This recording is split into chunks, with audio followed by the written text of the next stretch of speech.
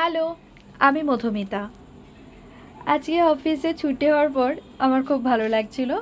কারণ কি, স্যাটারডে আর সানডে ছিল ছুটি। তো বাইরে বেরিয়ে দেখি যে এতই বৃষ্টি হয়েছে কি আমাদের অফিসের সামনে জল জমে গেছে। তো জলটা দেখে তো আমার খুব ভালো লাগছিল। হ্যাঁ, আমার অনেক কলিগরা বলছিল বাড়ি কী করে যাব, জল জমে গেছে, জামা কাপড় ভিজে যাবে। বাট আমার কেন জানি না খুবই ভালো লাগছিল। আর হ্যাঁ, আমি যেরকম আমার বন্ধু তো সেরকমই হবে না, সুস্মিতারও ভালো লাগছিল।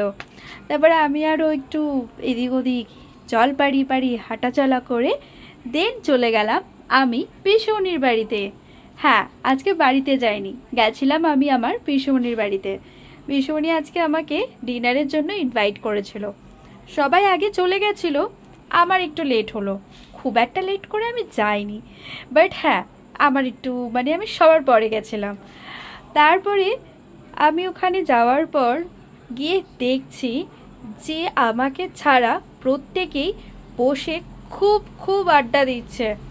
কেউ একবারও আমার জন্য ওয়েটই করেনি। ঠিকই, আমি তো লেট করে গেছি না।